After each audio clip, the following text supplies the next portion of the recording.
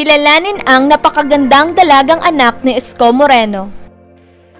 Si Mayor Isko Moreno ay isa sa mga kilalang politiko sa ating bansa. Ito ay hindi lamang dahil sa taglay niyang kagwapuhan, kundi dahil na rin sa paraan ng kanyang pamamahala na naglalayong mapabuti ang kapakanan ng kanyang mga nasasakupan.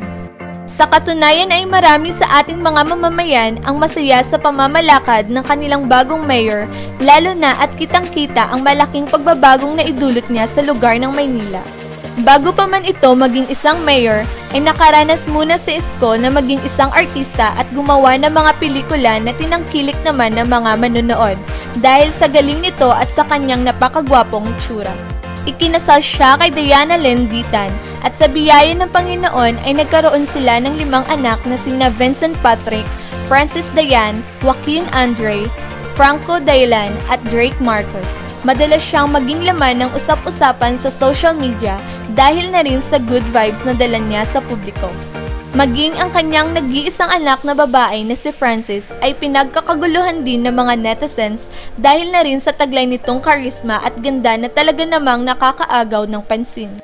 Si Francis ay ipinanganak noong taong 2000 at marami ang nagsasabi na malaki ang pagkakahawig niya sa amang si Mayor Isko Moreno, lalong-lalo na ang mga mata nito. Sa kasalukuyan ay nag-aaral siya sa St. Pedro Poveda College at kapansin-pansin sa kanyang mga larawang ibinabahagi sa social media account ang pagkahilig nito sa dagat at pagmamamasyal sa magandang lugar sa loob at labas ng bansa.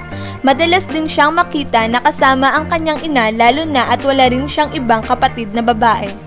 Bilang nag-iisang anak na babae ay protektado siya ng kanyang mga magulang lalo na ng kanyang nakakatandang kapatid na si Vincent. Sa katunayan, sa isang panayam ni Boy Abunda kay Mayor Isko ay tinanong nito kung ano ang masasabi niya sa mga lalaking nagbabalak manligaw kay Francis at ito ang kanyang naging pahayag. Mayor ang tatay nun pabiro ni Isko. Dahil nga sa taglay na talento at ganda ni Francis ay marami sa mga netizens ang nagsasabing pwedeng-pwede siyang maging artista kagaya ng kanyang ama. Ngunit mukhang matatagalan pa ang bagay na ito lalo na at mas prioridad ng dalaga ang kanyang pag-aaral.